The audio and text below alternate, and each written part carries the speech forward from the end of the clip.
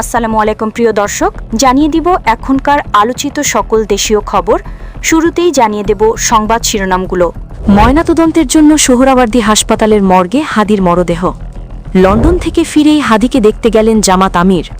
বেরিয়ে এলো ওসমান হাদি হত্যার চাঞ্চল্যকর তথ্য। হত্যার মাস্টারমাইন্ডের নাম সামনে এসেছে। তারেক রহমানকে বরণ করতে বরিশাল থেকে ঢাকায় যাবে লক্ষাধিক নেতাকর্মী। সীমান্তে অতন্ত্র প্রহরের দায়িত্ব পালন করছে বিজিবি, বলছেন প্রধান উপদেষ্টা। প্রিয় দর্শক, এতক্ষণ দেখছিলেন সংবাদ শিরোনামগুলো। এখন জানাবো বিস্তারিত খবর। ময়নাতদন্তের জন্য ইনকিলাব মঞ্চের মুখপাত্র শরীফ ওসমান হাদির মরদেহ শহীদ সোহরাওয়ার্দী মেডিকেল কলেজ হাসপাতালের মর্গে নেওয়া হয়েছে। শনিবার সকাল 10:40 দিকে জাতীয় হৃদরোগ ইনস্টিটিউটের হিমঘর থেকে মর্গে নেওয়া হয়। এ সময় সেনাবাহিনী, বিজিবি, পুলিশ সহ আইনশৃঙ্খলা বাহিনীর কঠোর নিরাপত্তার মধ্য দিয়ে হাদির মরদেহ আনা হয় মর্গে। হাদির স্বজন, সহযোদ্ধা ও সহকর্মীরাও সঙ্গে ছিলেন।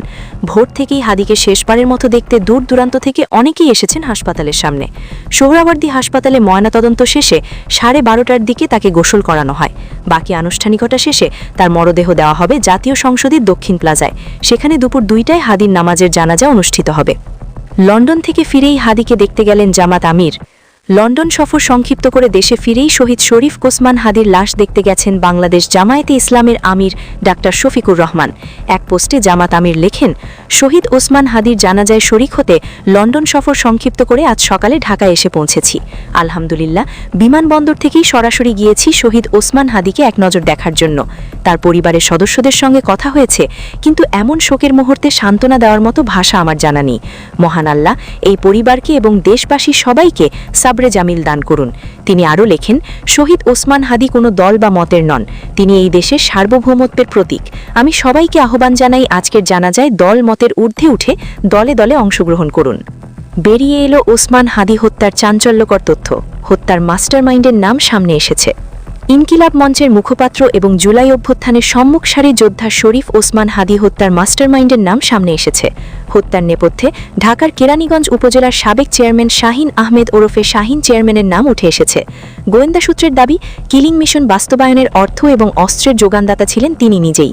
এছাড়া চাঞ্চল্যকর হত্যাকাণ্ডে শাহিন চেয়ারম্যানের সহযোগী হিসেবে আরও কয়েকজনের যোগসূত্রতা জানতে পেরেছেন তদন্ত সংশ্লিষ্টরা, যাদের কয়েকজন নিষিদ্ধ ঘোষিত ছাত্রলীগ নেতা।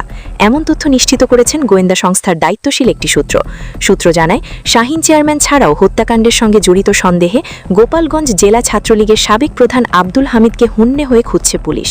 প্রাপ্ত তথ্য অনুযায়ী হাদির উপর আমলার পর ঘাতকদের ঢাকা থেকে সীমান্ত পর্যন্ত পালিয়ে যেতে সহায়তা করেন এই হামিদ।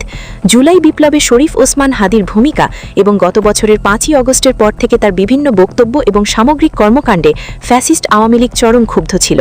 দলটি হাদিকে আওয়ামী লীগ এবং তাদের দোসরদের জন্য বড় বিপদ হিসেবে চিহ্নিত করে। এরপর হিটলিস্টের প্রথম টার্গেট হিসেবে হাদিকে হত্যার ছক কষা হয়। জানা যায়, শাহিন আহমেদ দীর্ঘদিন ঢাকার দক্ষিণ কেরানীগঞ্জ থানা আওয়ামী লীগের প্রধান ছিলেন, তবে তিনি মাফিয়া ডন হিসেবে বেশি পরিচিত। শেখ হাসিনার আমলে তিনি ছিলেন সাবেক বিদ্যুৎ ও জ্বালানি প্রতিমন্ত্রী নসরুল হামিদ বিপুর ডানহাত। চিহ্নিত সন্ত্রাসী এবং অস্ত্রধারী হিসেবে তার নাম পুলিশের খাতায় অনেক আগে থেকেই তালিকাভুক্ত ছিল। বহুবিধ সন্ত্রাসী কর্মকাণ্ডে যুক্ত থাকলেও তিনি ছিলেন ধরাছোঁয়ার বাইরে, বরং প্রশাসন তাকে সমীহ করে চলত। এসব প্রভাব প্রতিপত্তি কাজে লাগিয়ে তিনি একাধিকবার উপজেলা চেয়ারম্যান নির্বাচিত হন। স্থানীয়রা জানান, 5ই আগস্টের পট পরিবর্তনের পর প্রভাবশালী আওয়ামী লীগ নেতাদের অনেকের মতো শাহিন চেয়ারম্যানও সীমান্ত পার হয়ে ভারতে চলে যেতে সক্ষম হন।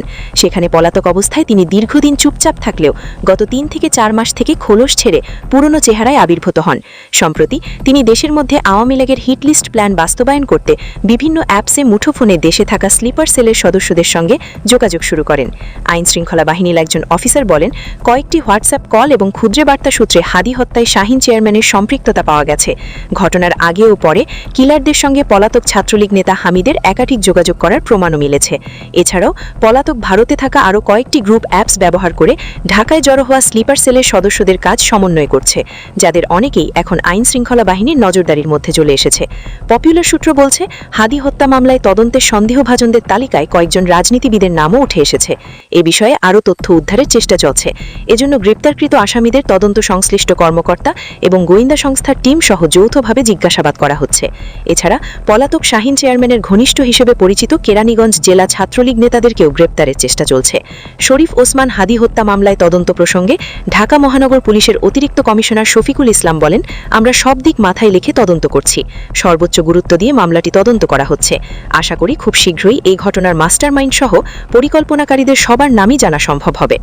তারেক রহমানকে বরণ করতে বরিশাল থেকে ঢাকায় যাবে লক্ষাধিক নেতাকর্মী। বিএনপির ভারপ্রাপ্ত চেয়ারম্যান তারেক রহমানের বাংলাদেশে আগমন উপলক্ষে বরিশাল জেলা ও মহানগর বিএনপির লক্ষাধিক নেতাকর্মীরা ঢাকায় যাওয়ার প্রস্তুতি নিয়েছে বলে জানা গেছে। ঢাকা বরিশাল নৌপথে চলাচলকারী 15টি লঞ্চ এবং সড়ক পথে শতাধিক গাড়িতে নেতাকর্মীরা যাবেন। বরিশাল মহানগর বিএনপি সেক্রেটারি জিয়াউদ্দিন সিকদার বলেন, আমাদের পরিপোষক রাজনৈতিক অভিভাবক তারেক রহমান বাংলাদেশে আগমন উপলক্ষে আগামী 24শে ডিসেম্বর রাতে নগরীর লঞ্চঘাট থেকে 5টি লঞ্চ এবং 25শে ডিসেম্বর সকালে নথুলাবাদ থেকে 20টি বাস নেতাকর্মীদের নিয়ে ঢাকার উদ্দেশ্যে রওনা হবে। 25 তারিখ বরিশাল মহানগর বিএনপির নেতাকর্মীরা ঢাকায় প্রোগ্রাম শেষ করে বরিশালের উদ্দেশ্যে রওনা হবে। এছাড়া বরিশাল জেলা বিএনপির নেতারা জানান, 10 উপজেলা থেকে 10টি লঞ্চে সদর উপজেলার নেতাকর্মীরা আলাদাভাবে ঢাকায় যাবে। বরিশাল দক্ষিণ বিএনপি নেতা শিকদার অ্যাডভোকেট আবুল কালাম শাহিন বলেন, সব নেতাকর্মীদের একত্রিত করতে অনেক ভিড় হবে, সেজন্য বরিশাল জেলার 10 উপজেলা থেকে নেতাকর্মীরা ঢাকায় যাবেন।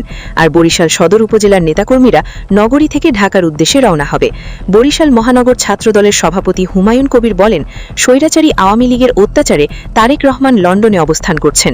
দীর্ঘ 17 বছর পর দলের ভারপ্রাপ্ত চেয়ারম্যান তারেক রহমান বাংলাদেশে আসায় নেতাকর্মীদের মাঝে আনন্দ বিরাজ করছে।